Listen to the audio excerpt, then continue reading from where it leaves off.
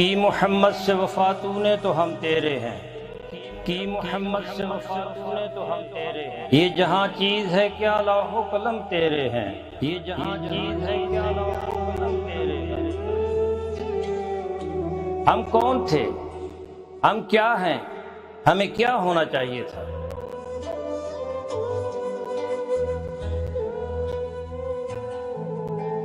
ہمارے ماضی کی سطوت، ہمارے اسلاف کی اخلاقیات و روایات، ہمارا علمی ورثہ جسے ہم کھو چکے ہیں،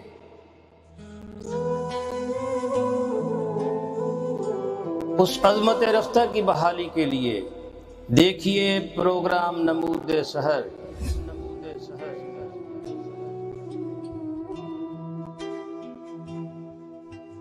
This program is sponsored by Shama Banaspati and Cooking Oil, Wiz Wash, Gulistan Property Marketing, SM Foods, Volca Foods International, and Dhareja Group of Academies.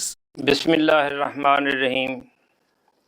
السلام علیکم ناظرین، آپ دیکھ رہے ہیں مکس نیوز کا پروگرام نمود سحر، اور میں ہوں ڈاکٹر محمد حسین آزاد۔ آج ہم گفتگو کریں گے سید علی حجویری المعروف داتا گنج بخش، جن کا مزار پورے پاکستان نہیں بلکہ دنیا بھر کے لیے ایک بہت بڑی زیارت گاہ کا درجہ رکھتا ہے۔ برِ صغیر پاک و ہند میں آنے والی یہ اولین ہستی ہیں جنہوں نے یہاں آ کر اسلام کی ترویج و ترسیخ کی اور دین اسلام کے پودے کی کاشت کی۔ ان کے آباء و اجداد سرزمین حجاز سے ایران تشریف لائے۔ سیدنا علی حجویری کا نسب حضرت امام حسن بن علی بن ابی طالب سے ملتا ہے۔ حضرت سید علی حجویری اور سیدنا شیخ عبد القادر جیلانی دونوں حسنی سادات میں سے ہیں۔ دونوں کا شجرہ نسب جو ہے حضرت امام حسن سے ملتا ہے۔ سیدنا شیخ عبد القادر جیلانی علیہ رحمہ کا شجرہ نسب جو ہے وہ حضرت حسن مصنع کے بیٹے سیدنا عبداللہ الماس سے نیچے کی طرف آتا ہے، گویا کہ حضرت حسن مصنع سے ملتا ہے۔ اور سید علی حجویری کا شجرہ نسب جو ہے آپ کے بیٹے زید سے ملتا ہے۔ زید الجواد کے نام سے مشہور تھے، ابو محمد آپ کی کنیت تھی، اور مدینہ کے والی تھے۔ حضرت زید کے ایک ہی بیٹے تھے حسن بن زید سے شجرہ نسب جو ہے ان کی اولاد میں سے سیدنا علی حجویری جو ہیں وہ پیدا ہوتے ہیں۔ یہ حسن بن زید کی اولاد جو ہے یہ ہجرت کر کے یہ جو ایران جو ہے اس کا قصبہ اس وقت ہمدان ہے، اور اس کے ساتھ زنجان ہے، اور اس کے ساتھ ابہر ہے، اور یہاں آ کر سید علی حجویری کی اولاد جو ہے انہوں نے قیام کیا، اور حضرت حسن مصنع کی اولاد میں سے آپ کے بیٹے یحییٰ جو ہیں انہوں نے ہمدان پر دیلم پر 7 برس جو ہے یہ حکومت کی، اور یہ ہارون الرشید کے دور میں آ کر ہارون الرشید نے ایک طریقے سے آپ کو بلایا اور زندان میں ڈال دیا، اور خلیفہ مستعین کے عہد میں 70 برس یہ حضرت زید بن حسن کی اولاد جو ہے انہوں نے 70 برس یہاں حکومت کی۔ اس کے بعد 193 تک حکومت جو ہے یہ حضرت سیدنا شیخ عبد القادر جیلانی کے آبا میں رہتی ہے، اور اس کے بعد جو ہے یہ سیدنا علی حجویری علیہ رحمہ کی اولاد میں رہتی ہے۔ یہ زنجان کے ساتھ ایک قصبہ ابہر ہے۔ ابہر میں آپ کے اجداد میں سے ایک عبداللہ تھے، عبداللہ الدراوردی الابہری۔ یہ ابہر کی وجہ سے، اس نسبت کی وجہ سے یہ ابہری کہلاتے تھے۔ یہ زنجان پر، ہمدان پر، ابہر پر ان کی حکومت تھی، اور یہ اپنے عہد کے بہت شجاع تھے، بہادر تھے۔ اس وجہ سے شاہ شجاع جو ہے آپ کا لقب پڑ گیا۔ اب عبداللہ نام جو ہے وہ درمیان سے نکل گیا، اور ابہر جو ہے عبداللہ الابہری جو ہے اس کو شاہ شجاع کے نام سے یاد کیا جانے لگا۔ تو اس لیے سید علی حجویری کے نسب میں شاہ شجاع کا نام آتا ہے، اگرچہ ان کا اصل نام جو ہے وہ عبداللہ الابہری ہے، اور الدراوردی ان کا اصل نام ہے۔ آپ کی اولاد جو ہے وہاں سے ابہر سے ہجرت کر کے آپ یہ غزنی میں آئی۔ اب ہم دیکھتے ہیں کہ میں نے اس پر اپنی کتاب ریحانۃ النبی میں ایک پورا چیپٹر لکھا ہے، آپ کے نسب نامے پر میں نے تحقیق کی ہے۔ تو میں اس نتیجے پہ پہنچا ہوں کہ سیدنا شیخ عبد القادر جیلانی علیہ رحمہ 470 ہجری میں ان کی پیدائش ہوتی ہے، اور ان کے نسب میں 13 واسطے بنتے ہیں، جبکہ سید علی حجویری جو ہے ان کے نسب میں صرف 9 واسطے جو ہیں یہ آتے ہیں، اور ان کی پیدائش جو ہے یہ 400 ہجری میں ہوتی ہے۔ تو اس کا مطلب یہ ہے کہ کم از کم ان کے نسب میں 11 واسطے ضرور ہونا چاہیے تھے، لیکن میں نے خزینۃ الاصفیاء ہے جتنی کتابیں میں نے دیکھیں تو اس میں شجرے جو ہیں وہ مختلف پائے گئے۔ تو پھر میں نے اس کی تحقیق کی، اور تحقیق کے بعد شروع سے لے کر آخر تک جو ہے اس میں 2 نام جو ہیں محمد اور احمد جو ہیں، جو ابو علی السدید کی اولاد میں سے یہ 2 نام جو ہیں یہ کم بنتے ہیں۔ تو میں نے اپنی کتاب کے یہ صفحہ بنتا ہے 215، میں یہ شجرہ برکت کے لیے پڑھ دیتا ہوں کہ مخدوم سید علی حجویری بن عثمان بن علی بن عبد الرحمن بن عبداللہ الابہری الدراوردی، جن کو شاہ شجاع کے نام سے یاد کیا جاتا ہے، بن سید احمد بن سید عبداللہ بن سید ابو الحسن علی السدید بن حسن بن زید الجواد بن امام حسن مجتبیٰ بن علی بن ابی طالب علیہم السلام۔ یہ آپ کا شجرہ جو ہے یہ تحقیق کے بعد ایک بنظر عمیق اور بنظر تحقیق دیکھنے کے بعد یہ شجرہ نسب جو ہے آپ کا سامنے آتا ہے، جس میں خزینۃ الاصفیاء کے علاوہ ایک لاہور سے جو بزرگان لاہور میں شجرہ دیا ہوا ہے اس میں علی اصغر الحسینی کا نام آتا ہے، تو وہ بھی درست نہیں ہے۔ تو یہ شجرہ جو ہے یہ درست ہے، امید ہے کہ محققین کے سامنے آئے گا، اس پہ ضرور یہ توجہ فرمائیں گے۔ تو آج ہم سید علی حجویری المعروف داتا گنج بخش اس موضوع پر گفتگو کے لیے آپ کے سامنے حاضر ہوئے ہیں، اور میرے ساتھ میرے درمیان تشریف فرما ہیں سالار چشت خواجہ غلام قطب الدین سجادہ نشین ہیں آپ۔ گڑی اختیار خاں یہ خانپور کے قریب ہے، اور آپ نیشنل مشائخ کونسل کے سربراہ بھی ہیں، صدر بھی ہیں۔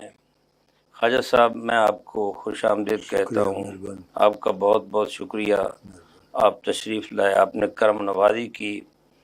اور آپ کے ساتھ تشریف فرما ہیں غلام جیلانی آفتاب۔ غلام جیلانی آفتاب ہیں آپ، ماشاءاللہ آپ بھی ایک خانقاہ سے آپ نسبت رکھتے ہیں، آپ کا خانوادہ بھی ماشاءاللہ ایک صوفیاء کا اور اہل تصوف کے نام سے یاد کیا جاتا ہے، سکالر ہیں آپ، لٹریری ہیں آپ، ایک بہت بڑا ادارہ چلا رہے ہیں۔ جیلانی صاحب میں آپ کو خوش آمدید کہتا ہوں، آپ تشریف لائے۔ گفتگو کا آغاز کرتے ہیں خواجہ صاحب آپ سے۔ آپ نے ماشاءاللہ آپ مشائخ چشت سے آپ کا تعلق ہے، نسبت بھی چشتیہ ہے، اور سید علی حجویری بھی ماشاءاللہ ان کا بھی ایک اپنا ذوق ہے۔ انہوں نے وہ اولین صوفیاء میں شمار ہوتے ہیں، اور ان کی کشف المحجوب بھی تصوف کی فارسی کی اولین کتب میں شمار ہوتی ہے، اور جن کو تصوف کی مائیں کہا جاتا ہے، یہ کشف المحجوب کا نام بھی انہی کتب میں آتا ہے، جیسے قوت القلوب ہے، رسالہ کشیریہ ہے، کتاب اللمہ ہے، یہ جتنی کتابیں ہیں ان کا شمار بھی انہی میں ہوتا ہے۔ تو سید علی حجویری کے بارے میں ناظرین کرام کو آپ ان کا تعارف بھی ہو جائے اور ان کا ذکر بھی ہو جائے۔ بسم اللہ الرحمن الرحیم۔ شکریہ ڈاکٹر صاحب، میرے لیے بڑے اعزاز کی بات ہے کہ میں حضور حضرت دادا گنج بخش قدس السر العزیز کی شخصیت کے بارے میں کچھ عرض کروں اور ان کے حضور نذرانہ عقیدت پیش کروں۔ حضور داتا صاحب رحمۃ اللہ تعالی علیہ دو حوالوں سے آپ کا عظیم کارنامہ ہے۔ ایک تو یہ کہ جب آپ غزنی سے لاہور تشریف لائے تو وہاں کا ماحول بڑا عجیب تھا۔ ایک ہندو کا بڑا تسلط تھا، اس کے تسلط کو توڑا اور لوگوں کو، بہت کثیر تعداد کو مشرف با اسلام فرمایا۔ یہ ان کی ذاتی شخصیت کی جو پرکشش شخصیت تھی اور پرتاثیر شخصیت تھی، اس کی بدولت ہوا، اور ان کے کردار جس میں قول اور فعل میں یکسانیت تھی، اور اس کی بنیاد پر یہ ہوا۔ اور دوسری چیز یہ کہ آپ کی جو ایک کتاب ہے کشف المحجوب، جس کا بھی آپ نے ذکر فرمایا، وہ بڑی جامع کتاب ہے اور دیکھنے میں بڑی سادہ سادہ ہے، آپ پڑھتے ہیں، ہر ایک اس کو پڑھ بھی سکتا ہے، لیکن اس کی تاثیر یہ ہے کہ حضرت نظام الدین اولیاء محبوب الہی فرماتے ہیں اگر کسی کا شیخ نہ ہو، مرشد نہ ہو، تو اس کتاب کو اگر وہ پڑھے تو اس کو اس کا شیخ مل جائے گا۔ یہ اس کی بڑی تاثیر ہے، اور میں سمجھتا ہوں کہ آپ کی یہ ایک ہی کتاب، ویسے تو سنا ہے کہ آپ کی بہت سی کتابیں تھیں جو لوگوں نے کچھ اپنے نام سے بھی پرنٹ کروائیں یا جو کچھ ہوا، لیکن یہ کتاب آپ کی ایسی ہے کہ 1000 کتاب پر بھاری ہے ایک کتاب۔ اس میں بہت سے اہم مسائل کو آپ نے بیان فرمایا۔ حضرت دادا صاحب علیہ رحمت کی کتاب کا جب آپ مطالعہ کریں تو اس میں آپ نے بزرگان صوفیاء کرام کے نظریات کو بیان فرمایا ہے،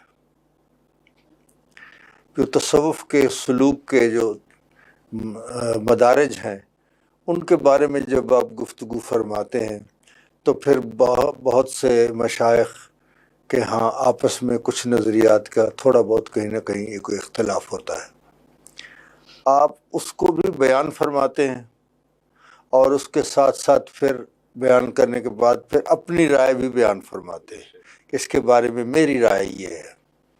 یہاں تک کہ حضرت بایزید بستامی اور حضرت جنید بغدادی کے نظریات میں جو معمولی سا فرق تھا، آپ نے اس کو بیان بھی فرمایا، اور اس میں اس فرق کو مٹا کر آپ نے اس میں یکسانیت اور یگانگت کا وہ بھی بیان فرما دیا کہ اگر اس کو غور سے دیکھا جائے تو دونوں کا نظریہ ایک ہی ہے۔ تو یہ ایک سبق بھی ہے کہ آپ کسی کے صوفیاء یا علماء و بزرگان کے جو نظریات میں تھوڑا بہت فرق ہوتا ہے، اس کو آپ اس نظر سے نہ دیکھیں کہ اس کے اختلاف کو ہوا دیں، بلکہ اس کے درمیان جو فاصلہ ہے اس کو کم کر کے، اس کو ختم کر کے، اس میں آپ یگانگت کا جو شکل ہے اس کو پیدا کریں۔ جس طرح حضرت نظام الدین اولیاء محبوب الہی کے دور میں حضرت ایک ہی دور تھا حضرت شاہ رکن عالم کا اور ان کا معاصرت بھی تھی، اور ان کے ساتھ پھر محبت بھی بہت تھی۔ تو لوگ آپ کے پاس بھی آتے تھے کھانا کھانے، اور حضرت شاہ رکن عالم کے پاس بھی آتے تھے، تو وہ دیکھتے تھے کہ حضرت شاہ رکن عالم کے پاس جو لنگر ہوتا ہے وہ بڑا سادہ ہوتا ہے، اور حضرت نظام الدین اولیاء کے پاس جو لنگر ہوتا ہے وہ بڑا پرتکلف ہوتا ہے۔ تو انہوں نے عرض کی، حضرت نظام الدین اولیاء محبوب الہی سے عرض کیا کہ آپ کے ہاں تو اتنا پرتکلف لنگر ہوتا ہے، ادھر بڑا سادہ ہوتا ہے۔ آپ نے فرمایا ہم جسمانی غذا کھلاتے ہیں، وہ روحانی غذا کھلاتے ہیں۔ یہ ایک خوبصورت انداز ہوتا ہے۔ وہ لوگ پھر ادھر گئے، ان کی خدمت میں عرض کی کہ حضرت ایسا ہوا کہ ہم نے آپ کی خدمت میں عرض کیا تھا اور آپ نے یہ ارشاد فرمایا۔ تو آپ نے کیا فرمایا؟ آپ نے فرمایا بھی وہ روحانی غذا بھی کھلاتے ہیں، جسمانی غذا بھی یہ تو ان کا انکسار ہے، تو یہ صوفیاء کے ہاں آپس میں، اور آپ کے علم میں ہے اپنا خواجہ صاحب یہ ہوا کہ انہوں نے روحانیت کو نہایت سلیقے سے، جیسے قرآن مجید اور رسول اللہ صلی اللہ علیہ وسلم نے سکھایا، اس طریقے سے نہایت محبت سے آگے اس کی اشاعت کی، ترویج کی۔ تو گویا کہ اپنے کردار سے، اپنی محبت سے، اور اپنے انکسار سے، اور اپنے رویے سے لوگوں کو مسلمان کیا، ان کو اپنے ہاں۔ جی بالکل۔ جیلانی صاحب آپ کی طرف آتا ہوں، تو ہم دیکھتے ہیں کہ یہ جو سیدنا علی حجویری جو ہیں، یہ آپ ماشاءاللہ آپ کی ماڈرن ایجوکیشن بھی ہے، یہ پریچنگ آف اسلام جو کتاب لکھی ہے اس میں آپ پڑھتے ہیں تو وہ کہتے ہیں کہ دیکھو جی اسلام جو ہے جی وہ تلوار سے پھیلا، یا اورینٹیلسٹ جو ہیں مستشرقین نے لکھا ہے۔ تو آپ کس نظر سے دیکھتے ہیں کہ جب یہ سید علی حجویری چلے تھے، ادھر غزنی سے چلے تھے، یہاں آئے تھے، تو وہ کوئی لشکر ساتھ لے کر آئے تھے یا وہ کوئی تلوار لے کر آئے تھے؟ انہوں نے کس انداز سے لوگوں کو اپنے ہاں جو ہے وہ اپنا گرویدہ کر لیا، اور ان کے اذہان میں، قلوب میں توحید کا بیج کاشت کر دیا؟ بہت شکریہ ڈاکٹر صاحب۔ جتنے بھی مغالطے اس حوالے سے دین اسلام کے فروغ اور ترویج کے حوالے سے اہل مغرب نے قائم کیے ہیں، ان کا حقیقت سے کوئی تعلق نہ ہے۔ حضور داتا علی حجویری رحمۃ اللہ تعالی علیہ جب یہاں تشریف لاتے ہیں تو کوئی لاہو لشکر نہیں ہے، کوئی ایسی شہرت کے حامل، کوئی ایسے لوگ ساتھ نہیں لائے جاتے، کوئی سپاہ ساتھ نہیں آتی، بلکہ آپ کی شہرت اور ناموری کے حصول کے لیے جو ذرائع آپ کے پاس موجود تھے وہ بڑے جدید تھے، بڑے ازلی اور ابدی تھے، اور وہ فقط ایک ہی ذریعہ تھا، وہ تھا رضائے الہی۔ جب رضائے الہی حاصل ہوتی ہے کسی بھی ایسی شخصیت کو، تو ان کے لیے پھر اس قسم کے ذرائع ضروری نہیں رہتے، پھر ملائکہ اور جبریل خود اعلان کرتے ہیں، اور کائنات کا ہر ذرہ ذرہ ان کی طرف کھینچا چلا آتا ہے۔ تو ان لوگوں کو ایسے ذرائع کی ضرورت نہیں ہوتی۔ میرے شیخ کریم رحمۃ اللہ تعالیٰ علیہ فرماتے ہیں کہ حضرت داتا علی حجویری رحمۃ اللہ تعالیٰ علیہ آپ تصوف کی دنیا میں سلطان کی حیثیت رکھتے ہیں، اور آپ باب الہند کے درجے پر فائز ہیں۔ یعنی اس خطے میں جتنے بھی شیوخ آپ کے بعد تشریف لائے، ان کو اسی دروازے سے گزر کر اسی بارگاہ سے کسب فیض حاصل کرنے کے بعد ہی اپنے یہاں پر جو فرائض ہیں وہ انہوں نے انجام دیے ہیں۔ یہی وجہ ہے کہ خواجہ معین الدین اجمیری چشتی سلطان الہند رحمۃ اللہ تعالی علیہ کا حجرہ بھی آپ کی درگاہ پہ موجود ہے، جو اکبر بادشاہ کے دور میں اسی احاطے کے اندر تعمیر کروایا گیا۔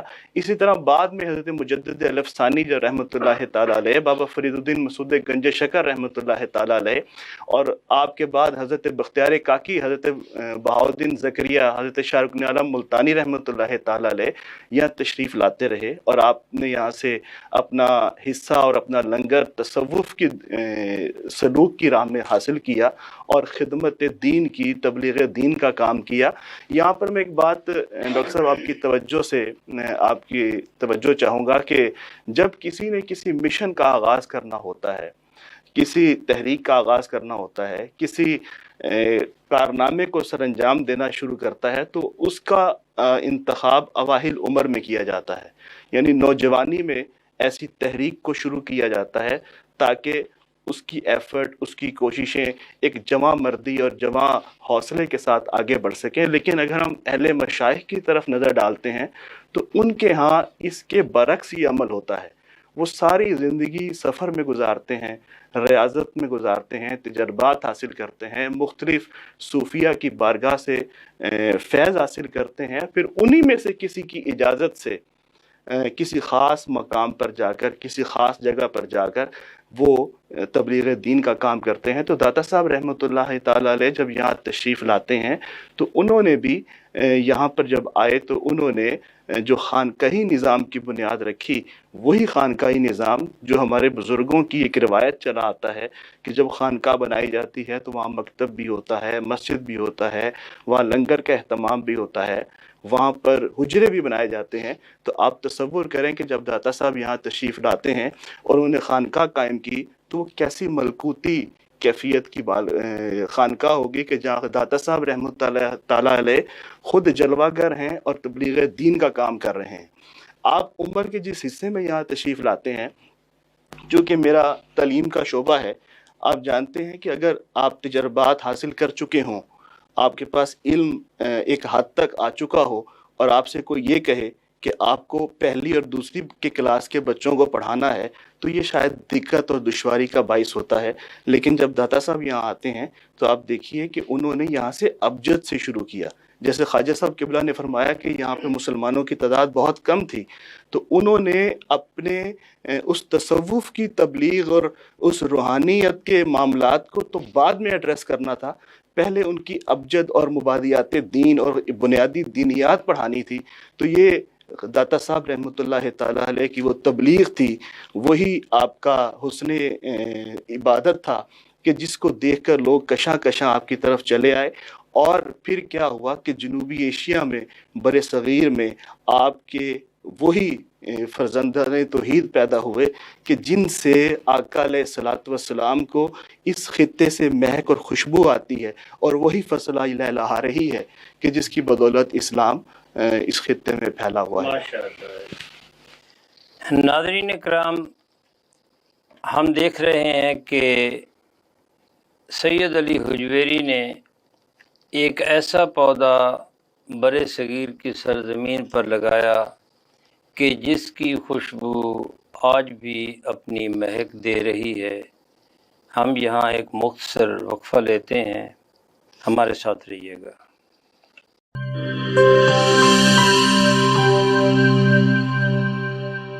بولے دل کی بولیاں، ذائقے کی زبان ہے شمع،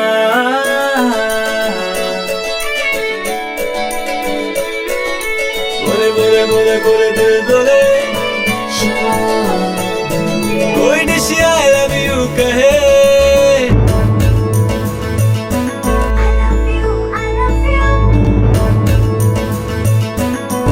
کوئی مس یو کا سگنل بنے، روز شمع کی ہو محفل، رونق بنے بیٹیبل، بولے دل کی بولیاں، ذائقے کی زبان ہے شمع، ابھی ممی کا ہے دعا،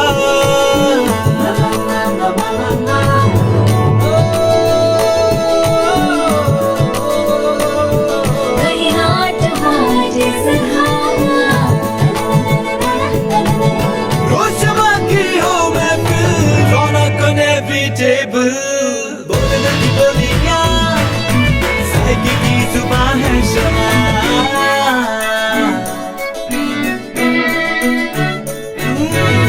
तकरार भी यही प्यार भी तकरार भी यही प्यार भी यही जीत भी यही हार भी तकरार भी यही प्यार भी यही जीत भी यही हार भी रोज शमा की हो महफिल रौनक नैफी टेबल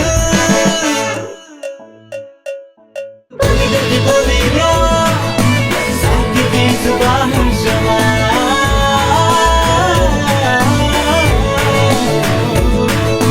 साइकी की जुबान है शमा वॉइस हेल्थ फॉर्मूला के साथ शमा कुकिंग ऑयल एंड शमा वनस्पति बोले दिल की बोली।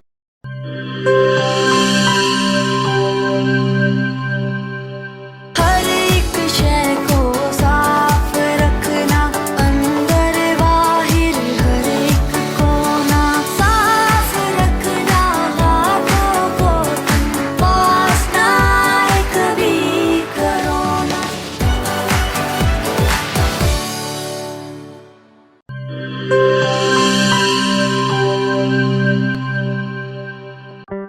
कोरोना में एहतियात का सभी बोलते हैं, मगर मुकम्मल एहतियात कोई भी नहीं करता। मुकम्मल एहतियात करे पुलाया डिसइंफेक्टेंट, जो सिर्फ बाहर से नहीं अंदर से भी करे डिसइंफेक्ट। घर, दफ्तर, मस्जिद, शॉपिंग मॉल्स, हॉस्पिटल्स, किसी भी जगह फ्रूट्स, वेजिटेबल्स और रोजमर्रा के इस्तेमाल की चीजों को करे मुकम्मल डिसइंफेक्ट WHO की रिकमेंडेशंस के मुताबिक तैयार किया गया और पाकिस्तान की तमाम मुस्तनद लेबोरेटरी से सनद याफ्ता पुलाया डिसइंफेक्टेंट, जो करे हर तरह के जर्म्स और वायरसेस का 99.9% खात्मा। और दे मुकम्मल तहफ़्फ़ुज़। ये हुई मुकम्मल एहतियात की बात। पुलायर 1, 3, 5, 10 और 30 लीटर की पैकिंग में दस्तयाब है।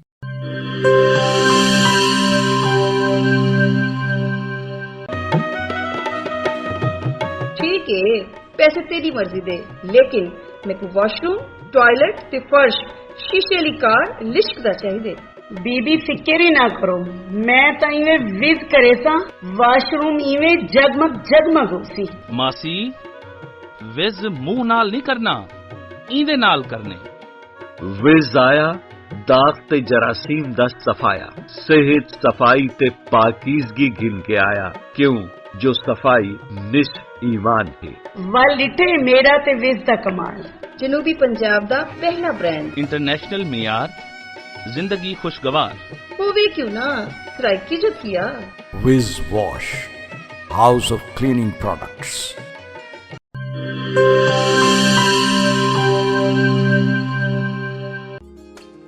मिस्त्री साहब इंदा कुछ थी सकसी? पट के नवा लगसी। पैसे कितने ते टाइम कितना? 8000 2 दिहाड़े। इयो नवा थी वैसी बाजी। तुसा करे सो? ए करे सी, ओ भी 2 मिनट है। ठीक है ना, 5000 मैं देता। साडे जनूबी पंजाब दा अपना बेस्ट बाथरूम ते टॉयलेट क्लीनर, पुराने जिद्दी दाग ही नहीं, जरासीम ते वायरस दा भी खात्मा। मिस्त्री से 5000 घिन आयो। खुले पैसे हैं। विज़ मतलब शर्तिया सफाई। फखर नाल गिनो, एतमाद नाल वरतो। Vij wash, house of cleaning products.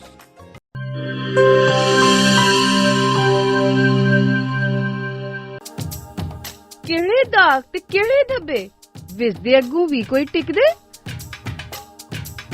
फर्श ते देखो चमचम चमके, टॉयलेट भी लिशकारे मारे। पहला ब्रांड सादा अपना ते दूजा माल असा नहीं घिनना। विज दा ए पैगाम है बेली, तंदुरुस्ती इनाम है बेली। निस्फ ईमान सफाई ही वे, तंदुरुस्ती दी पौड़ी ही वे। तंदुरुस्ती हरगिज न बन जाए, विज आज ही घर घेन के बन जाए। विज कहनी तो सफाई कहनी। Whiz Wash, House of Cleaning Products.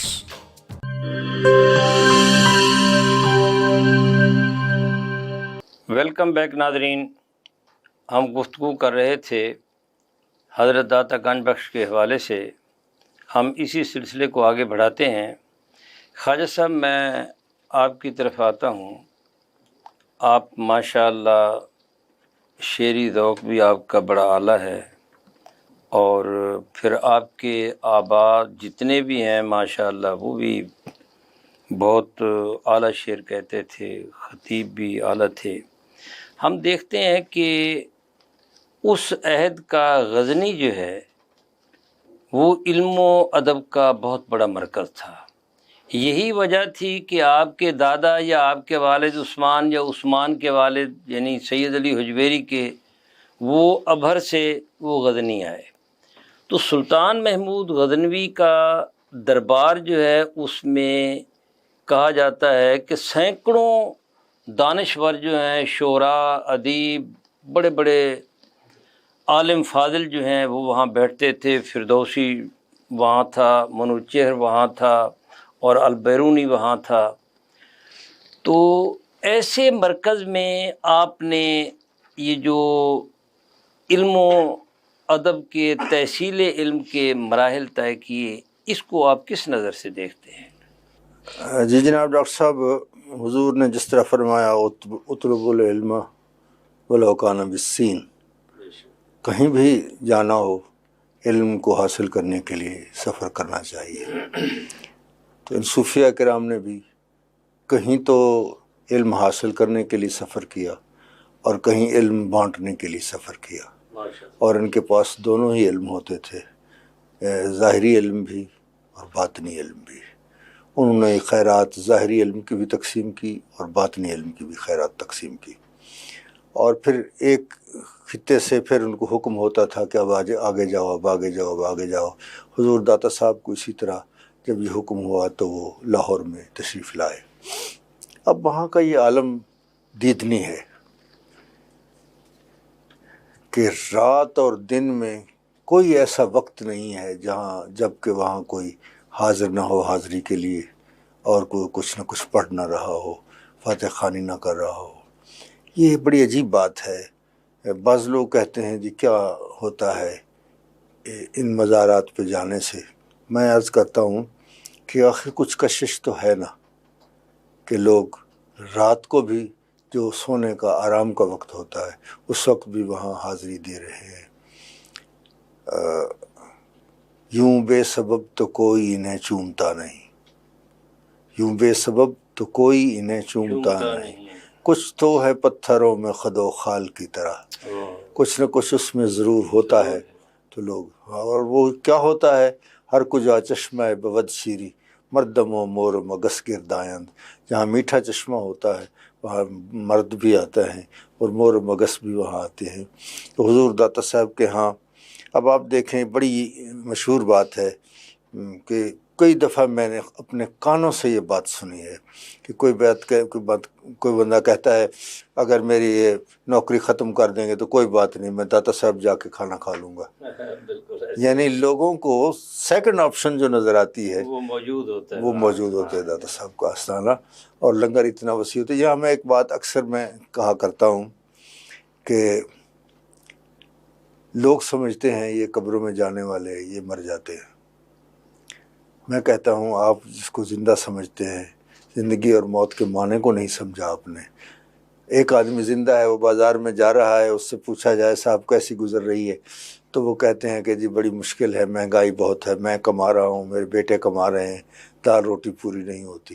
جس کی اپنی دال روٹی پوری نہیں ہوتی اسے زندہ سمجھا جاتا ہے، اور جو ہزاروں کو روزانہ کھلا رہے ہیں انہیں مردہ سمجھتے ہیں. تو یہ زندگی اور موت کا دریا کے پرلی طرف جو ہے اندھیرا ہوتا ہے، اندھیرا ہے. وہ مقبرے کو دیکھو، نور جہاں کا مقبرہ دیکھو، نور جہاں کو نور جہاں کا دیکھو، وہاں اداسی ہی اداسی ہے، ڈیرے ڈال رکھے ہیں. شعر تو آپ کو پتا ہوگا، دن کو بھی یہاں شب کی سیاہی کا سما ہے، کہنے کو تو یہ مقبرہ نور جہاں ہے، اور وہاں لیکن ادھر رات کو دیکھو، دیکھنے والی آنکھ ہو جی ہاں، دیکھنے والی آنکھ دیکھے تو یہاں رات کو بھی چراغاں ہے اور رات دن کو بھی نور چراغاں ہے، برس دن کو رہا بھی ہے۔ چراغاں ہے۔ جیلانی صاحب آپ کی طرف آتا ہوں، ماشاءاللہ آپ ماہر تعلیم بھی ہیں، ایک بہت بڑا ادارہ بھی چلا رہے ہیں، تعلیم و تربیت کا فریضہ بھی انجام دیتے ہیں۔ تو سید علی حجویری نے بھی وہ علم کی سان سے لوگوں کے قلوب سیکل کیے، لوگوں کے ذہنوں کو سیکل کیا، اور پھر ایسا توحید کا ایسا جس کو تخم کا لفظ کہا ہے نا اپنا، علامہ اقبال نے خواجہ صاحب سے فارسی کے اشعار ہیں وہ سنیں گے بعد میں، تو ایسا ایک بیج بویا کہ آج بھی وہ شجر تناور جو ہے وہ اس کا پھل جو ہے اس کا ثمر جو ہے وہ سب دنیا کھا رہی ہے۔ تو ان کا جو ایک نظام تربیت تھا اس کو آپ کیسے دیکھتے ہیں؟ داتا صاحب رحمۃ اللہ تعالیٰ علیہ کا ایک اختصاص یہ بھی ہے کہ آپ تصوف کے امام ہیں۔ جو تربیت آپ نے فرمائی ہے اس میں ہمیں تصوف کا رنگ بڑا نمایاں نظر آتا ہے، اور جو تصوف کا امام ہونے کا کرائیٹیریا ہے آپ اس پر بدرجہ اتم جلوہ گر ہیں۔ اور جیسے خواجہ صاحب قبلہ نے فرمایا کہ آپ کی کتاب کشف المجوب جو ام التصوف بھی کہا جاتا ہے جسے، اس کے بارے میں حضرت نظام الدین اولیاء نے فرمایا کہ اگر کسی کو مرشد کی تلاش ہو تو وہ کشف المجوب سے استفادہ کرے۔ تو اسی طرح جو کتاب ہوتی ہے وہ صاحب کتاب کا قائم مقام ہوتی ہے۔ تو آپ اس کا حوالہ یہ ہے کہ جب سرکار علیہ الصلوۃ والسلام نے اپنا آخری خطبہ ارشاد فرمایا تو اس میں یہ فرمایا کہ میں تم میں دو چیزیں چھوڑے جا رہا ہوں، ایک کتاب یعنی قرآن کریم اور دوسری میری اہل بیت۔ تو جو آپ کی کتاب ہے اس سے جو ہمیں تربیت کا پہلو ملتا ہے، اس سے جو ہمیں تصوف کا رنگ ملتا ہے وہ یہی ملتا ہے کہ آپ نے لوگوں کے دل فتح کیے ہیں، آپ نے ان کی تربیت کے لیے وہ تمام سامان پیدا کیا ہے کہ جو اپنے عمل سے کر کے دکھایا ہے۔ تو وہ عمل کا جو ایک خاص عکس آپ کی اس میں نظر آتا ہے۔ ایک مرتبہ آپ اپنے شیخ کریم رحمۃ اللہ تعالیٰ علیہ کے ساتھ آذربائیجان کے کسی علاقے سے گزر رہے تھے، تو آپ دیکھتے ہیں کہ وہاں پر گندم کی کٹائی ہو رہی تھی، اور بہت سے گدڑی پوش جو ہیں وہ وہاں قطار اندر قطار کھڑے تھے اور اپنی گدڑیاں پھیلائے، اپنے کشکول پھیلائے، اس بات کے انتظار میں تھے کہ کب یہ لوگ فارغ ہوں اور ہمارا حصہ ہماری جھولی میں ڈالیں۔ تو آپ نے اپنے شیخ کریم علیہ رحمہ سے یہ عرض کی کہ حضور یہ تو تصوف کی نفی ہو رہی ہے، یہ تو اہل طریقت کی نفی ہو رہی ہے۔ تو آپ کے شیخ کریم نے جو یہاں جملہ ارشاد فرمایا، میں یہ سمجھتا ہوں، میرا وجدان یہ کہتا ہے کہ وہ جو جملہ ہے وہ یقینی طور پر کشف المجوب ایک طرف اور اس جملے کا وزن اگر رکھا جائے تو ایک طرف۔ آپ فرماتے ہیں کہ ان کے شیوخ کو کثرت مرید بنانے کا شوق تھا، تو جس کا اظہار آج ان میں نظر آ رہا ہے۔ تو یہ تربیت کا انداز تھا کہ جو آپ نے اپنے شیخ کریم سے پائی، اور پھر اسی کا عملی اظہار آپ نے اس علاقے کے لوگوں میں بڑے خوبصورت انداز میں فرمایا کہ ان کے ہاں میانہ روی تھی، تشدد نہیں تھا، انتشار نہیں تھا، وہ امتن وسطین کا جو ایک تربیت کا سٹائل ہے جو ہمارے اہل تصوف سے ہمیں ملتا ہے، اسی کا پرتاؤ ہر جگہ نظر آیا۔ اور اسی وجہ سے آج اتنا عرصہ گزرنے کے بعد، کم و بیش 1000 سال کے بعد بھی آپ کے در دولت پر وہ تمام رونقیں موجود ہیں کہ وہ آپ ہی کے لگائے ہوئے پودے ہیں کہ جو آج تناور درخت بنے ہیں۔ ماشاءاللہ۔ خواجہ صاحب ہم دیکھتے ہیں کہ یہ جو سید علی حجویری کا جو عہد ہے یہ تصوف کے عروج کا زمانہ ہے۔ ان میں آپ کے معاصرین کو اگر دیکھیں تو امام کشیری جیسے محدث بھی ہیں، مفسر بھی ہیں، اور وہ شاعر بھی ہیں، اور اس وقت جو ہے وہ اس طرف مائل نہیں تھے۔ آپ کی معاصرت کی وجہ سے، حالانکہ وہ استاد الاساتذہ تھے، آپ کی معاصرت نے ان کو بھی تبدیل کر دیا اور انہوں نے رسالہ کشیریہ لکھا، اور اس کے ساتھ جو ہے آپ کو ابو سعید ابو الخیر بھی نظر آتے ہیں، وہ بھی ماشاءاللہ ایک علم کا اور عمل کا اور تصوف کا ایک وہ بنیادی ایک رکن ہے۔ تو اس معاشرت کو آپ کس انداز سے دیکھتے ہیں کہ اس معاشرت نے یہ ایک معاشرت کا حمالہ ہے انہوں نے کس طرح بر صغیر میں تصوف کو ترویج دی، تصوف کی اشاعت کی اور اس کو پھیلایا؟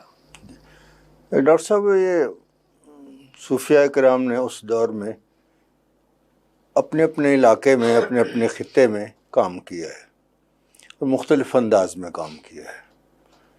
کچھ صوفیاء نے درس و تدریس کا کام کیا، کچھ نے تصنیف و تالیف کا کام کیا، کچھ لوگوں نے اصلاح کا کام کیا، کچھ لوگوں سے کچھ صوفیاء الگ بیٹھ کے کام کرتے رہے، کچھ ان میں بیٹھ کر کام کرتے رہے۔ تو یہ ایک نظم ہے، ایک نظام ہے جس کے لیے وضع کیا گیا ہے ہر ایک کو لکل فن رجال، کہ ہر ایک کام کے لیے کوئی نہ کوئی مرد ہوتے ہیں۔ تو اسی طرح حضرت داتا صاحب نے تمام زندگی کتابیں نہیں لکھی، بلکہ انہوں نے دیکھا کہ ایک ہی کتاب ایسی ہے جو سب کتابوں پہ محیط ہے، تو پھر آپ نے وہ کیا کہ لوگوں سے ملنا، ان کی خدمت کرنا، ان کے مسائل سننا، ان کا حل نکالنا، اور ان کا جو طریقہ کار تھا، جس طرح وہ کوئی تلوار لے کر نہیں آئے اور وہ کیسے یہ ہو گیا اتنے لوگوں کو مشرب اسلام کیا۔ تو وہ میں اکثر ایک جملہ کہا کرتا ہوں، شاید وہ ریپیٹ ہو جائے گا، اکثر میں کہتا ہوں کہ یہ لوگ کچھ نہیں کرتے، کوئی تلوار نہیں اٹھاتے، کوئی ڈنڈا نہیں اٹھاتے، کوئی کسی سے سخت جملہ نہیں کہتے، بس کیا کرتے ہیں، اے ہو جا تکے ہائے مار سٹیا، بس وہ دیکھتے ہیں اور اس کے دل و جگر میں اتر جاتے ہیں۔ کتنے حسین وہ لوگ جو آئے اور ایک بار نظروں میں کیا سمائے کہ دل میں اتر گئے۔ تو یہ لوگ ایسے ہی ہوتے تھے۔ تو آپ کی جو یہ کتاب ہے، اس نے بہت بڑا کام کیا ہے۔ حضرت داتا صاحب کی کتاب میں کتنے لوگوں نے اس کے ترجمے کیے، کہاں اس کے ترجمے ہوئے، جس طرح عارف رومی کے کلام کے بھی ترجمے ہوئے، اس طرح آپ کے بھی بہت ترجمے ہوئے۔ اور اس کے اندر آپ کا جو اسلوب ہے وہ یہ ہے کہ آپ نے بزرگان سے جو کے حالات لکھے ہیں اس میں، اور ان کے جو انداز تھے وہ بھی لکھے ہیں، اور خلاص نچوڑ نکال کے انہوں نے بیان کیا ہے، جو ہمارے لیے ایک ہی نسخہ ساری زندگی کے لیے کافی ہے۔ مثلا حضرت حاتم اصم کے بارے میں آپ نے لکھا کہ انہوں نے فرمایا کہ میں نے 4 علم حاصل کر لیے اور ہر علم سے میں نے چھٹکارا حاصل کر لیا۔ 4 علم حاصل کر لیے ہیں اور ہر علم سے چھٹکارا حاصل کر لیا۔ وہ 4 علوم کون کون سے ہیں؟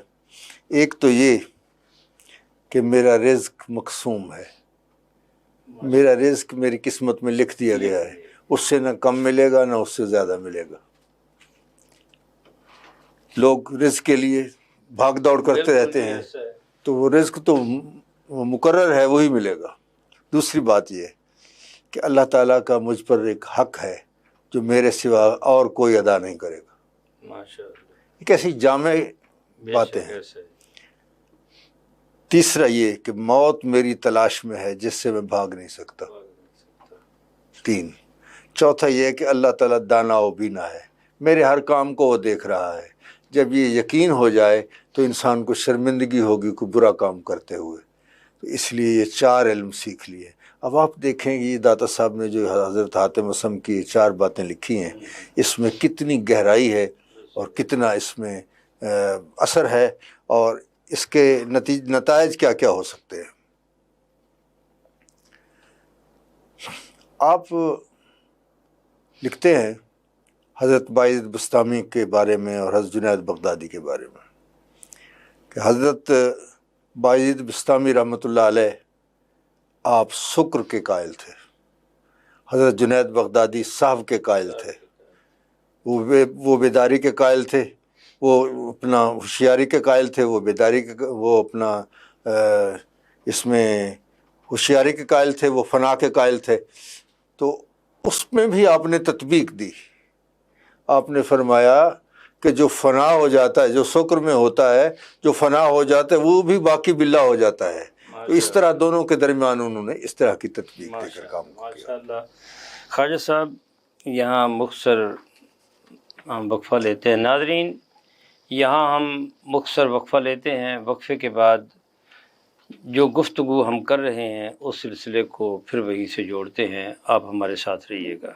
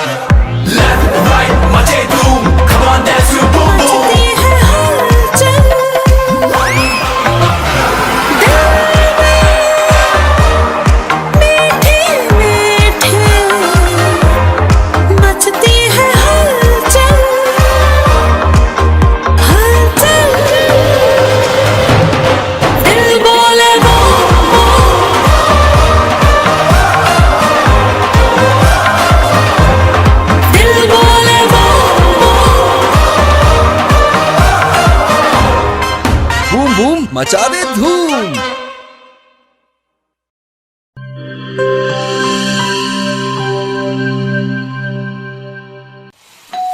हो मेहमानों की आमद है,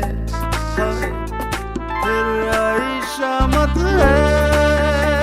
कुछ नया पकाओ, नया खिलाओ, खाने पे इम्प्रेशन जरा डट के जमाओ।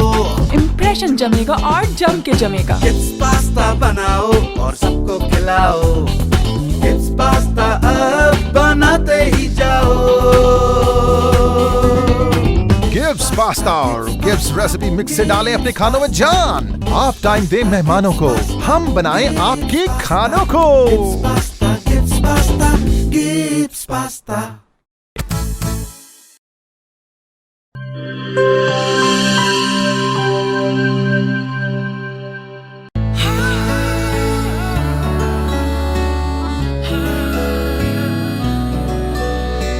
इसकी लज्जत ऐसी जो सबके दिल को भाए, जो भी गिब्स स्विस रोल खाए इसी का हो जाए।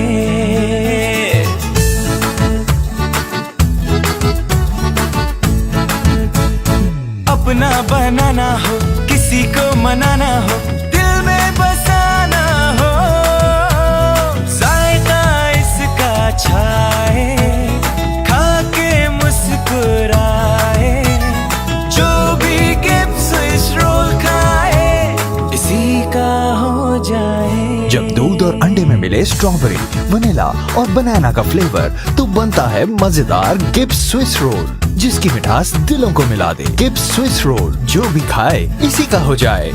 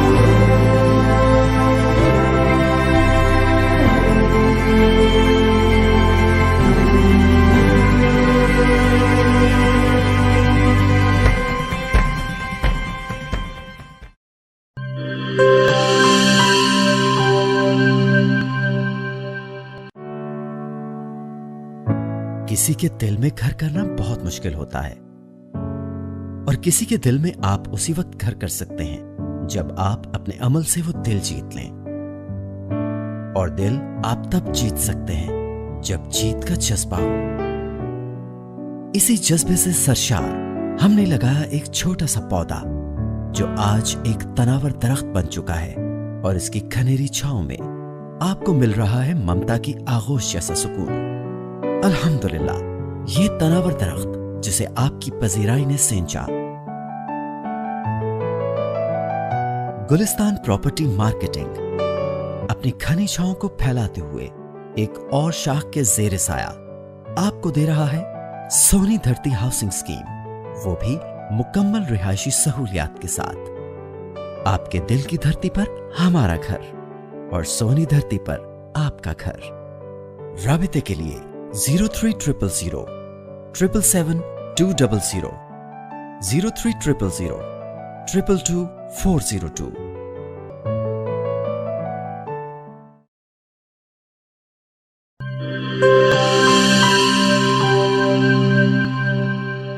वेलकम बैक नाजरीन। हम गुफ्तगू कर रहे थे सैयद अली हुजवेरी के ज़िमन में आपके इल्म के, आपके दर्स व तदरीस के हवाले से, आपके तर्ज़ तबलीग के हवाले से। ख्वाजा साहब आपने बहुत खूबसूरत गुफ्तगू फरमाई, तो मैं चाहता तो आपसे हूँ, आपके पास फिर दोबारा आता हूँ, लेकिन यही सवाल माशाअल्लाह ये भी महर तालीम भी हैं और एक पस मंज़र जो है तसव्वुफ़ का पस मंज़र भी है।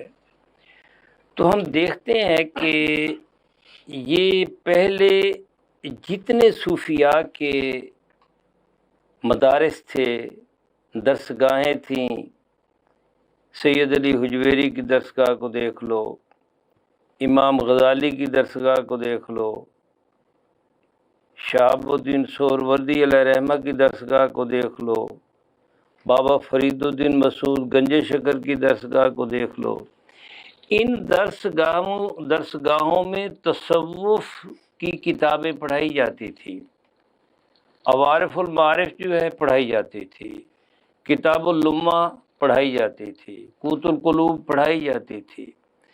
अब बाबा फरीदुद्दीन गंजे शकर सबकन ख्वाजा निज़ामुद्दीन औलिया फरमाते हैं कि मैंने अवारिफुल मारिफ बाबा फरीदुद्दीन गंजे शकर अलैहिर्रहमा से सबकन पढ़ी, और यही किताब जो है हज़रत शेख, बहुत बड़ा मदरसा था हज़रत बहाउद्दीन ज़करिया अलैहिर्रहमा का, पूरी बल्कि एक बहुत बड़ी जामिया थी जिससे दुनिया भर के लोग आते थे। अवारिफुल मारिफ इनके दर्स में पढ़ाई जाती थी। तो क्या वजह है कि आज के दौर में, आज के अहद में, बल्कि आज के अहद में नहीं, सैकड़ों बरस गुजर चुके हैं कि तसव्वुफ़ नाम की कोई किताब जो है वो दरसगाहों में, आज के मदारिस में नहीं पढ़ाई जाती। तो आप क्या समझते हैं कि क्या ये जो नस्ल नौ जो है या असर हाजिर की जो ज़रूरियात हैं उनको ये पूरा कर पा रहा है? डॉक्टर साहब, इसकी बुनियादी वजह हमारी तरजीहात हैं। मैं इसको आज की नस्ल नौ से पहले उन लोगों को कि जो मसरद नशीन हैं और मुख्तलिफ़ दरगाहों पर अपनी सजादगी के साथ कायम व दायम हैं, मैं उनकी तरफ इशारा करूँगा। अल्हम्दुलिल्लाह मेरी खुशबख्ती कि आज ख्वाजा साहब के साथ गुफ्तगू का मौका मुयस्सर आया। हम अक्सर इनकी खानगाह पे जब जाते हैं तो हमें वही रंग नज़र आता है जो हमारे असल तसव्वुफ़ का रंग है। वो तमाम रसूम, वो तमाम तरीक़ाकार जो हमारे बुज़ुर्गों के चले आते हैं, जो सिलसिला आलिया चिश्तिया का एक रंग वहाँ पर हमें नुमाया नज़र आता है, वो आज वहाँ पर मुकम्मल जलवागरी के साथ अपनी तमाम फ़्यूज़ व बरक़ात बिखेर रहा है। अब हमारी समझ लें कि ये आजकल के जो हालात के पेश नज़र जो मसरद नशीन लोग हैं उनका इल्मी ज़ौक़ ख़त्म हो चुका है, और कहा जाता है कि बर्तन से वही कुछ निकलता है जो बर्तन के अंदर मौजूद होता है। अगर आप दुनिया की बहुत अच्छी चीज़ को, बहुत अच्छी डिश बनाकर किसी गलीज़ बर्तन में डाल दें तो उसकी अहमियत और अफादियत ख़त्म हो जाएगी। तो बिल्कुल बयान ही कि जब तक हम इन तमाम तसनीफ़ का जिनका आपने ज़िक्र किया इनसे रजू नहीं करेंगे और इसको अपनी तरबियत और तालीम का हिस्सा नहीं बनाएंगे तो हम इन बुज़ुर्गों के मसनद नशीन होने का हक़ अदा नहीं करेंगे। हमें चाहिए कि हम उन्हीं बुज़ुर्गों के उन्हीं तौर तरीक़ों को अपनाएं, उनकी तसनीफ़ और उनके जो तहकीकी मामलात हैं जिनसे हम तरबियत के पहलू अखज़ कर सकते हैं। और नस्ल नौ को आज ऐसी ही तरबियत की ज़रूरत है। हमारी नस्ल नौ जिस जानिब गमज़न है वो ज़रूरी है कि हम इनको तसव्वुफ़ की तरफ लेकर आएँ, इनको सूफ़ीज़म की तरफ लेकर आएँ और इनको अपने बुज़ुर्गों के अहवाल और उनकी कैफ़ियत से रूशनास कराएँ, तो फिर ही जाकर हमारे मुआशरे में बेहतरी आ सकती है। हम इन बुज़ुर्गों के नाम लेवा हो सकते हैं اسی صورت میں ان کے بہتر حق کو ادا کر سکتے ہیں کہ جب ان کی سیرت کو اپنا کر ایک عملی مظاہرے کے طور پر اس نسل نو کو ہم دکھائیں اور ان کی تربیت کا اہتمام کریں۔ مہربانی خواجہ صاحب، یہی سوال آپ کی خدمت میں ہے کہ ایک تشفی چاہیے، یہ ہمارا موجودہ درس نظامی ہو، وفاق المدارس کا ہو، مدت سے سینکڑوں برس گزر گئے، اور حضرت علی نے فرمایا تھا کہ اپنے بچوں کو وہ تعلیم مت دو جو تم نے خود حاصل کی، اس لیے کہ وہ تمہارے عہد کے لیے پیدا نہیں کیے گئے، تمہارے عہد کے لیے پیدا نہیں ہوئے۔ اس کا مطلب یہ ہوا کہ ایک آنے والا وقت جو ہے، یہ جو موجودہ دور کی ضروریات ہیں، جو ایک ماڈرن تعلیم ہے، سائنس کی تعلیم ہے، ٹیکنالوجی کی تعلیم ہے، اس کی طرف اشارہ ہے سیدنا علی کا جو باب العلم ہے۔ تو آپ بھی ماشاءاللہ، آپ کی خانقاہ پہ بھی ایک بہت بڑا مدرسہ ہے، میں نے دیکھا، تو کیا سمجھتے ہیں آپ، یہ اس میں تبدیلی نہیں آنی چاہیے، اس میں وہ کتابیں شامل نہیں کرنی چاہیے جو یعنی dire need of the time ہے، جو وقت کی اہم ضرورت ہے؟ ڈاکٹر صاحب، ملک محمد اکمل وینس صاحب اس بات کے گواہ ہیں کہ جب بھی مجھے موقع ملتا ہے، جیسے آج مجھے آپ کے اس چینل کے توسط سے میں بات کر رہا ہوں، میں ہمیشہ یہ بات کرتا ہوں کہ ارباب اقتدار کو چاہیے کہ وہ اپنے نصاب میں تصوف کو شامل کریں، اور میں مدارس کے جو محترم حضرات ہیں ان سے بھی یہ کہتا رہتا ہوں کہ آپ اپنے نصاب میں تصوف کو شامل کریں۔ اصل بات یہ ہے، جس طرح قبلہ صاحبزادہ صاحب نے فرمایا ہے کہ لوگوں کی ترجیحات بدل گئی ہیں، وہ اس کی ضرورت نہیں محسوس کرتے، حالانکہ تصوف جو ہے یہ ہمارے باطن کی اصلاح کرتا ہے، اور باطن کی جب اصلاح ہو جائے تو اس کی حیثیت ایسی ہوتی ہے جیسے حضور سرور عالم صلی اللہ علیہ وسلم نے فرمایا کہ ایک حوض میں اگر پانی ناپاک ہوگا تو جو ٹوٹی بھی آپ کھولیں گے پانی ناپاک ہوگا۔ تو اسی طرح دل کی کیفیت یہی ہے، ہمارے باطن کی کیفیت یہی ہے کہ اس میں اگر ہم اس کو پاکیزہ کر لیں گے، اور یہ صوفیہ کرام کا یہی کام ہوتا ہے کہ ہمارے اندر کو پاک اور صاف کر دیتے ہیں۔ یہ بہت سی ساری مثالیں، وقت نہیں ہے کہ میں اس پہ کچھ عرض کروں، تو وہ اندر کو صاف کر دیتے ہیں، اندر کو پاک کر دیتے ہیں۔ عارف رومی نے یہی کہا نا کہ وہ شیخ ملے تو انہوں نے میرے اندر کو اس طرح سے پاک صاف کر دیا کہ میں نے کہا، انہوں نے کتابیں حوض میں ڈال دی، میں نے کہا درویش این چیز، پہلے انہوں نے پوچھا کہ مولوی این چیز یہ کتابیں کیا ہیں، انہوں نے کہا درویش این سرست کے تو نمیدانی، اور پھر وہ جب کتابیں حوض میں ڈال دیں تو افراتفری پیدا ہو گئی، جب باہر نکالا، خوش کتابیں باہر نکال آئیں تو حیران ہو گئے، انہوں نے کہا درویش این چیز، انہوں نے کہا مولوی سریست کے تو نمیدانی۔ تو یہ ایک ایسا لمحہ آ جاتا ہے کہ جس کی وجہ سے اندر ایک انقلاب پیدا ہو جاتا ہے، اندر کی ساری صفائی ہو جاتی ہے۔ اور پھر وہ انہوں نے خود کہا عارف رومی نے کہ ہیچ آہن خود بخود تیغے نہ شد، کوئی لوہا خود بخود تلوار نہیں بنتا، اور ہیچ آدم خود بخود شیخ نہ شد، کوئی آدمی خود بخود شیخ نہیں ہو سکتا۔ اور پھر کہا مجھے دیکھو مولوی ہرگز نہ شد مولائے روم، تا غلام شمس تبریز نہ شد، جب تک شمس تبریز کا غلام نہیں بنا میں مولائے روم نہیں بنا۔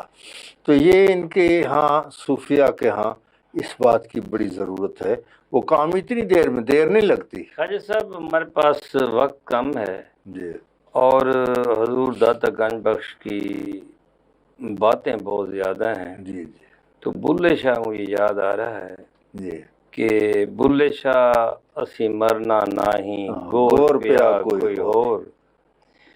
تو خواجہ معین الدین چشتی اجمیری جیسی امام الطریق نائب رسول فی الہند جو چشتیہ کے پیشوا وہ آتے ہیں اور حضرت داتا حضور کے خانقاہ پر دربار پر آستانہ پر پیش ہوتے ہیں، اور پھر جب جاتے ہیں تو کہتے ہیں گنج بخش فیض عالم مظہر نور خدا ناک سارا پیر کامل کاملارا رہنما.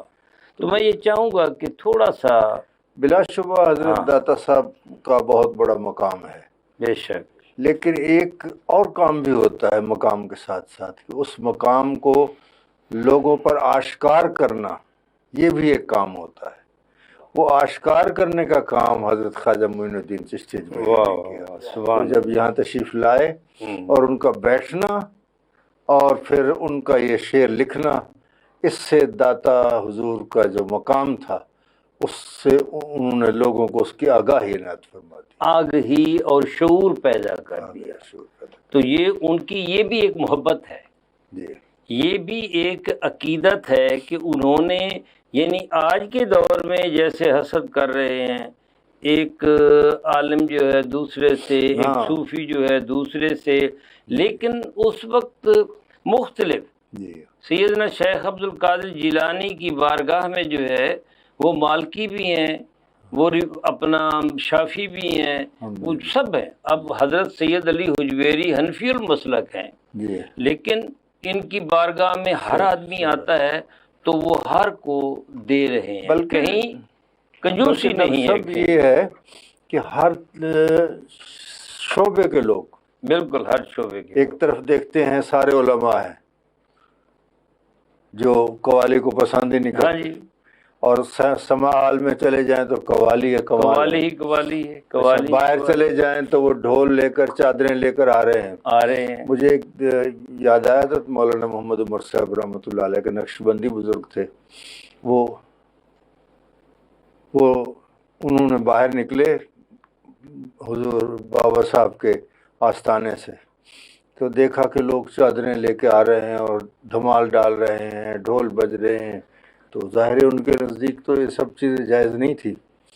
تو آپ نے دیکھ کے رک گئے، کہنے لگے یار ہم سارا سال تقریریں کرتے رہتے ہیں، ہم اتنا کام نہیں کر سکے جتنا یہ ہمارے خلاف جتنا کام ہوتا ہے اس کو یہ لوگ اس طرح آتے ہیں اور سارے کام پہ، ان کے کام پہ پانی پھیر دیتے ہیں. تو یہ ہر ایک چیز سب ان کے دیوانے ہیں. یہ تخصیص نہیں ہے کہ جو نیک لوگ ہیں وہی ان کے، نہیں، یہ سب ان کے، ہر قسم کے لوگ، یہ فیضان ان کا ہے. جیلانی صاحب آپ ماشاءاللہ سیر ویر بھی بڑی کرتے ہیں اور تاریخ بھی پڑھتے رہتے ہیں، آنا جانا بھی آپ کا بڑا رہتا ہے، یعنی سیر و فلر پہ آپ عمل کر رہے ہیں، عمل پیرا ہیں. یہ جو کہا جاتا ہے، یہ جو بحث چلی ہے اور درمیان میں بڑے لوگوں نے کچھ ایک تسلسل کے ساتھ بحث جاری ہے کہ سید علی حجویری کا یہ جہاں اس وقت جو مزار ہے یہ اس جگہ نہیں ہے، یہ شاہی قلعہ میں موجود ہے. یہ آخر یہ کیوں چلی ہے، اس کا کیا بیک گراؤنڈ ہے؟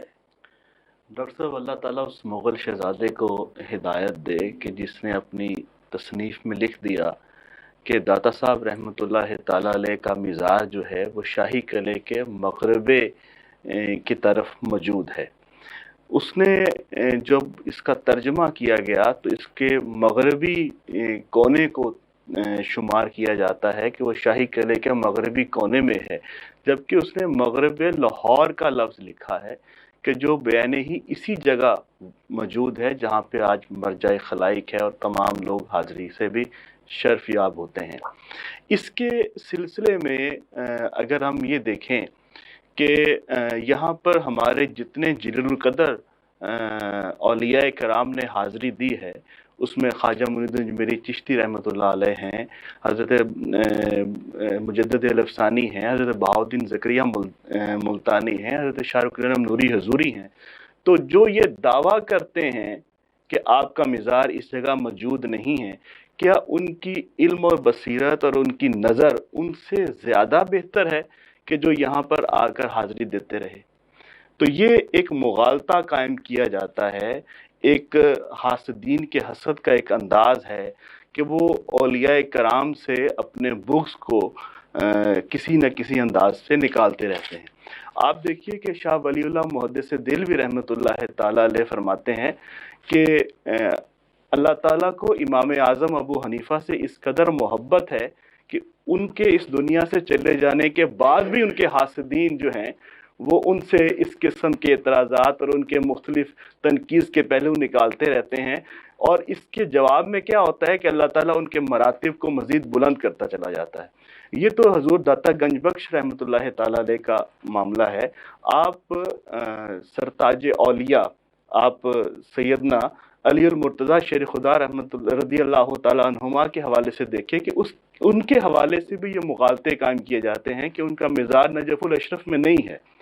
تو یہ حاسدین کے حسد کے انداز ہیں، وہ کسی بھی انداز سے حسد کرتے رہتے ہیں۔ اس جگہ مزار کا ہونے کے لیے صرف ایک ہی بزرگ کا یہاں آنا بطور سند کافی ہے۔ یہاں تو ایک لمبی فہرست ہے کہ جو حضور کی بارگاہ سے آئے اور یہاں سے اکتساب فیض کرتے رہے اور کسب فرمایا۔ ماشاءاللہ چیلانی صاحب، آپ نے بہت اچھی گفتگو کی۔ آپ کچھ میسج بھی ناظرین کو دیں کہ سید علی حجویری کے ساتھ عقیدت محبت سے کیا ملتا ہے، اور اولیاء اللہ جو ہے وہ کس طریقے سے لوگوں کو فیض پہنچاتے ہیں؟ ڈاکٹر صاحب، میں چونکہ شعبہ تعلیم سے وابستہ ہوں تو میں دیکھتا ہوں کہ آج کل ہم جو تعلیم کا اہتمام کرتے ہیں وہ تعلیم ان کے ظاہر کی ضرورت کو تو پوری کر رہی ہے، لیکن جو ان کے باطنی افعال ہیں وہ تربیت فقط ان اولیاء کی سیرت سے ممکن ہے۔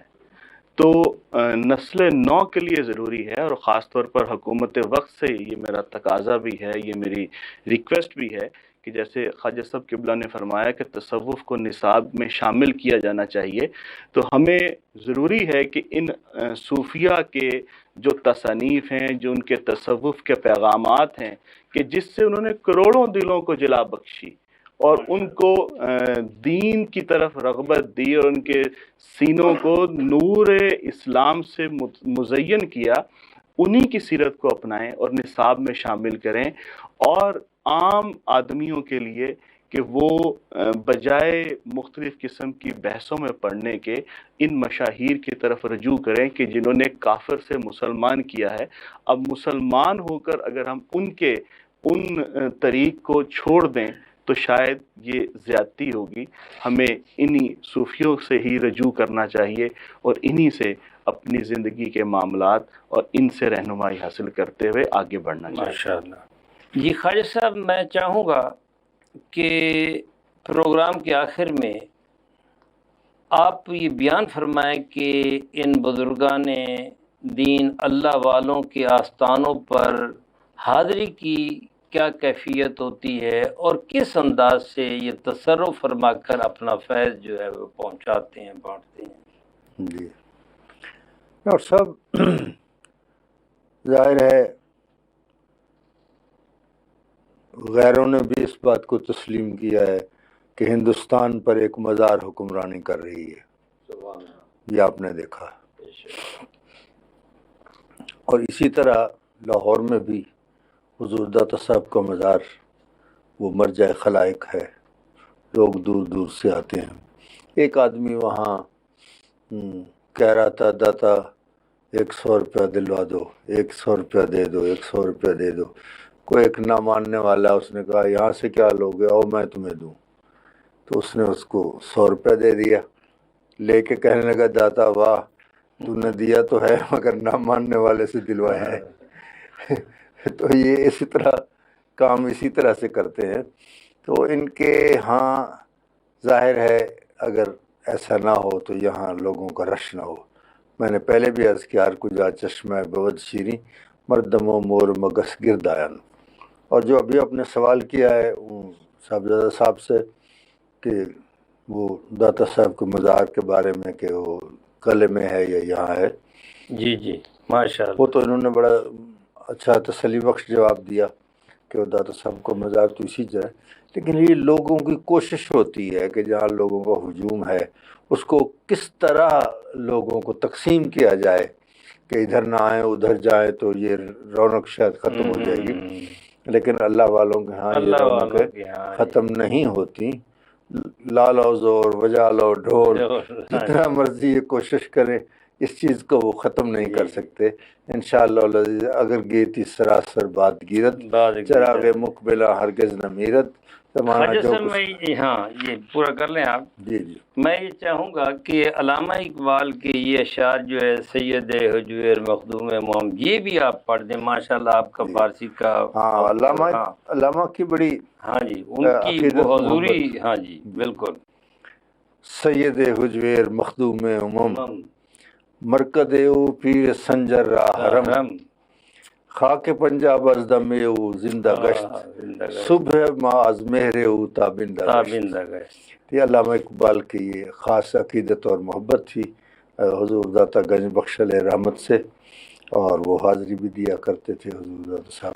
اور وہ واقعہ بڑا مشہور ہے کہ یہ وقت نہیں ہے انشاءاللہ پھر کسی وقت عرض کروں گا کہ وہ رات کو مہمان آتے ہیں اور ان کے لیے وہ لسی منگواتے ہیں. ہاں ہاں ہاں بالکل بالکل ماشاء اللہ. انشاءاللہ پھر خواجہ صاحب انشاءاللہ کسی اور پروگرام میں یہ واقعہ بھی مکمل ہوگا. خواجہ صاحب آپ تشریف لائے، اور واقعی آج تو آپ کی بڑی مہربانی کہ اتنا سفر کر کے تشریف لائے. آپ کا بہت بہت شکریہ. اور اس اہم موضوع پر آپ نے گفتگو فرمائی، اور پھر یہ علم پر عمل والی گفتگو تھی جس کے لیے ہم آپ کے بہت شکر گزار ہیں. جناب جیلانی صاحب آپ کا بھی بہت بہت شکریہ، آپ نے بڑی قیمتی باتیں کی. ناظرین کرام، آج آپ نے سید علی حجویری المعروف حضرت داتا گنج بخش کے بارے میں گفتگو سنی. خواجہ غلام قطب الدین ماشاءاللہ ایک خانقاہ کے سجادہ نشین ہیں. انہوں نے علم پر عمل اور عمل میں اخلاص والی گفتگو جو ہے، یہ اللہ والوں کی گفتگو ایسے ہی ہوتی ہے. سید علی حجویری کو یہ ایک اعزاز حاصل ہے کہ ان کا دور جو ہے یہ تصوف کے عروج کا دور تھا، اور ان کے عہد میں امام قشیری جیسے اور ابو القاسم جیسے، گازرونی جیسے، اور پھر خاص طور پر ابو سعید ابو الخیر جیسے صوفیاء موجود تھے، جن کے بارے میں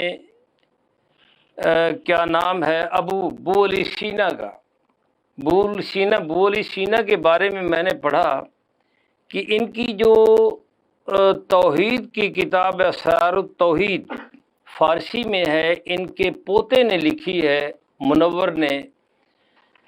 وہ وہاں ایک کمال کی بات لکھتے ہیں کہ اس عہد میں جب سید علی حجویری جو ہے ان کی خانقاہ میں جاتے ہیں، اور ان کے بعد بو علی سینا بھی آتے ہیں، اور سید علی حجویری جو ہے ذوق سماع جو ہے ان کا بہت خوبصورت تھا. وہ کبھی کبھی قوالی اور سماع جو ہے وہ سنتے تھے. ایک دن انہوں نے ابو سعید ابو الخیر کے ہاں تو بہت زیادہ تھا، ان کو بھی فرمائش کی کہ آج مجھے سماع کا جو ہے یہ بہت چاہت ہو رہی ہے، شوق ہے، اور اس میرے شوق کو پورا کرو. ابو سعید ابو الخیر نے پورا کیا. تو وہاں ایک واقعہ جو ہے بو علی سینا کے حوالے سے لکھا جاتا ہے، وہ بڑا خوبصورت ہے. بو علی سینا جو ہے ابو سعید ابو الخیر کی خانقاہ میں اس وقت آتے ہیں جو مہنہ میں ہے. ایران کا ایک دور دراز کا علاقہ ہے، مہنہ میں خانقاہ ہے. اس وقت بو علی سینا کہتا ہے کہ جب میں ان کی خانقاہ میں پہنچا تو 7,000 طالب علم جو ہیں اس وقت ابو سعید ابو الخیر کی خانقاہ میں پڑھ رہے تھے. اور حیرت کی بات یہ تھی کہ ان 7,000 طلبا کی یونیفارم جو تھی وہ نیلے رنگ کی تھی، اور ایک تنظیم کے ساتھ جو ہے انہوں نے میری ریسیپشن کی، میرا استقبال کیا، اور تصوف کی دنیا کا یہ پہلا شخص، انہوں نے درس کا نصاب جو ہے یہ مدون کیا تھا، اور بعد میں امام غزالی نے اس کی تدوین کی۔ تو یہ لوگ جو ہیں، یہ دور جو ہے یہ حضرت داتا گنج بخش علی حجویری کا دور ہے، اور اسی دور میں انہوں نے وہاں سے چلے، وہ فرماتے ہیں کہ میرا سارا سرمایہ تو علم کا وہ پیچھے رہ گیا، یہ کشف المحجوب جو ہے یہ میں نے یہاں آ کر لکھی۔ یہ کشف المحجوب جن کے بارے میں نظام الدین اولیاء اللہ علیہ الرحمہ نے فرمایا کہ جن کا کوئی پیر نہ ہو، اگر وہ کشف المحجوب کو پڑھ لے تو اس کو پیر میسر آ جائے گا۔ ہم نے آج سید علی حجویری کے بارے میں، ان کی تعلیمات، ان کی حیات، ان کے ارشادات کے بارے میں آج ہم نے گفتگو کی۔ آئندہ ہم ایک نئے موضوع کے ساتھ آپ کی خدمت میں پیش ہوں گے، تب تک کے لیے اجازت دیں۔ اللہ حافظ۔ This program is sponsored by Shama Banaspati and Cooking Oil, Wiz Wash, Gulistan Property Marketing, SM Foods, Volca Foods International, and Dhareja Group of Academies.